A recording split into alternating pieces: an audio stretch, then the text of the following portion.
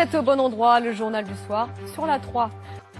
Vous aimez Broadway, les comédies musicales, restez avec nous. À la fin de ce journal, nous accueillerons David Serrero. Bonsoir, vous êtes chanteur d'opéra, mais surtout un showman à l'américaine.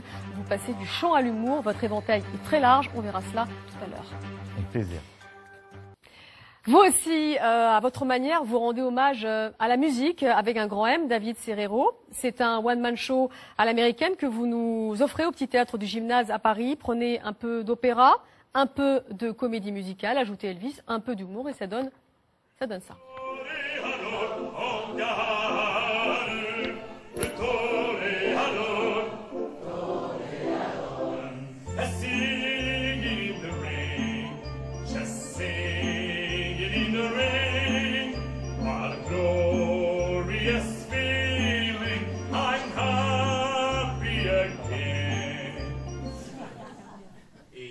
J'ai croisé mon ex et je lui ai posé la question que beaucoup d'hommes souhaiteraient d'ailleurs poser à leur ex. Je lui ai demandé est-ce que la première fois, elle faisait semblant.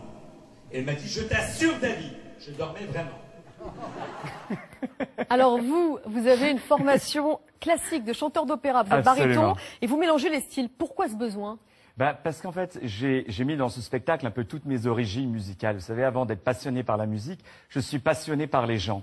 Donc j'aime l'opéra comme j'aime Broadway, comme j'aime le jazz, la chanson française, l'opérette et l'humour également, la comédie, tout ce qui peut rapprocher les gens entre eux, c'est l'une de mes plus grandes passions. Alors vous êtes ce qu'on appelle un entertainer à l'américaine. Yeah. C'est pas simple d'être éclectique en France. On vous met souvent dans des cases. Oui, absolument. C'est en train un petit peu de changer, mais vous savez, quand je monte sur scène, j'essaye pas de jouer au chanteur d'opéra ou de jouer à l'humoriste. Je monte sur scène et je me dis voilà, les gens qui sont dans la salle, je dois leur donner 200% de mes capacités et de leur faire passer une bonne soirée. Donc oui, j'ai grandi en regardant tous ces grands entertainers, notamment de la famille du Rat Pack comme Dean Martin, Sammy Davis Jr., Frank Sinatra, Nora Boubettra, tous ces gens-là que j'aime et que j'admire et voilà. Alors, on se croirait parfois à Broadway. Vous avez aussi été formé aux États-Unis, vous en avez l'accent. En quoi les Américains sont-ils plus tolérants avec les artistes multicartes ? Parce que ça fait partie déjà de leur culture.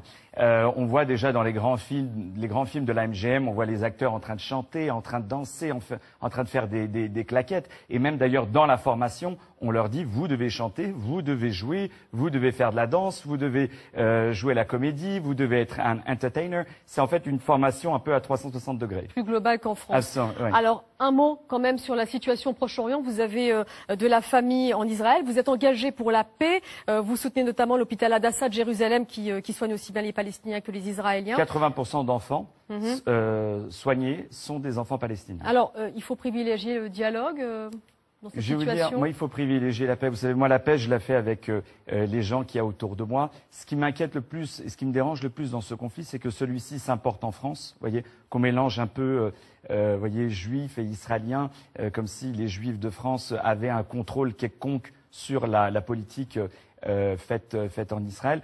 Moi, vous savez, quand j'ai chanté en Palestine ou quand je chante en Israël, je prends dans mes bras je suis un peu ému, mais je prends dans mes bras des enfants palestiniens comme des enfants israéliens, et c'est ça pour moi le plus beau symbole de la paix. Et puis, croyez-moi, il y a d'un côté les Israéliens, de l'autre les Palestiniens, et je suis un peu ému, pardon, mais les deux ne vont pas attendre ni politique ni quelqu'un d'autre pour faire la paix. Ils le savent et ils sont, je dirais, condamnés pour la plus belle des manières, je dirais, à vivre ensemble.